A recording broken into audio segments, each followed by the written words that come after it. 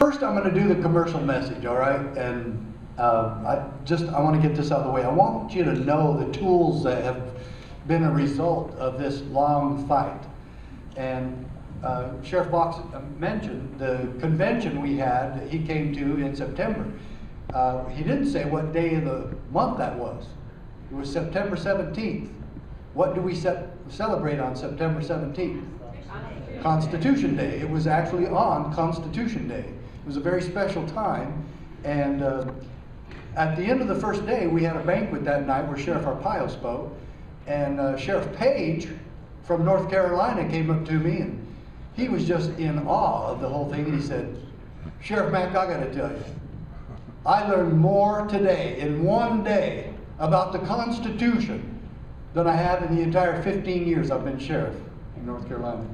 And I think you could really feel that there. And so what we did is we put together a 7-hour DVD set. There's 6 DVDs in here of that convention.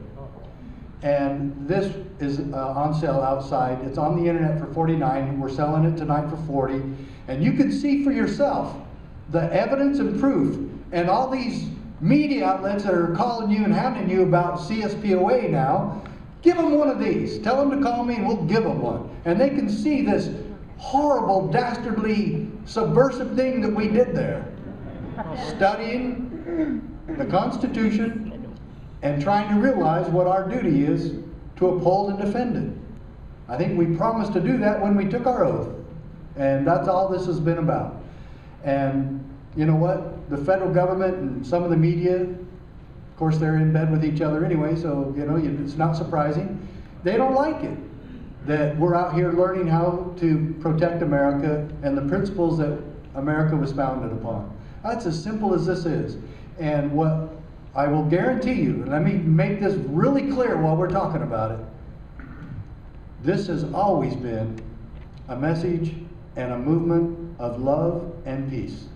Amen. That's it. We have never advocated violence, and in fact, if we get the sheriffs of this country to stand and interpose themselves on your behalf, we're going to keep this movement for freedom peaceful.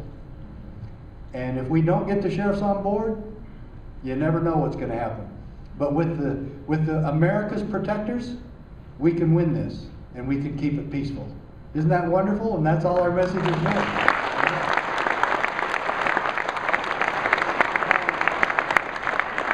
If any of you want to see our first convention, it was a year ago right now, and we had a little DVD of that, and it's not as powerful because it's not as long as the one we did in that. But if you want a 70-minute review of our first one, well, we're not hiding that one either, and here it is. But it was a fantastic time, and I love the association with the sheriffs. And there were several sheriffs that came up and said, you know what, I feel like the founding fathers are in this room. We had sheriffs come up and say that. And then one sheriff came up to me from Texas, from over where I live in Fredericksburg. I think he's the Kimball County sheriff. And he came up to me and he goes, you know, Sheriff, I had a lot of people tell me I shouldn't be here, that we shouldn't go to this convention. And he paused for a moment and he got a little bit emotional. And he raised his hands up to his face like this, and he goes, "You got me." And I said, "I didn't know we were trying to get you, but I'm glad we got you." And you could feel it in the room. It was an extremely patriotic American event. And maybe some of the founding fathers were there. I kind of felt like they were too. And then I just wrote this book a year ago, and it seems to be talking to the very issues that we're fighting for today. And it's called The Magic of Gun Control. And we've already run out of them back at the office and here. And that's why I wasn't able to bring very many. So I brought some order forms. Now, so their order forms are out there. If you leave your check or cash with the order form, my wife will send you these as soon as I get home. Because I'm speaking in Phoenix tomorrow, and my son lives there, and he's got the books there, and we'll just take care of them as soon as we get back there. And it looks like my time here in Texas is coming to a close.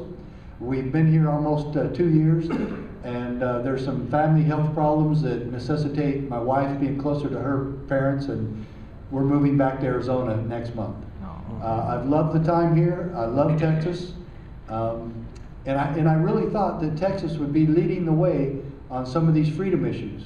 And I've been a little bit disappointed there. Yes. But I've never been disappointed in the people that I meet with. And you freedom fighters and you patriots that are here tonight, and you true Texans, I would have just maybe changed one thing in the principles that they were listing up there. Instead of national sovereignty, I would just put state sovereignty.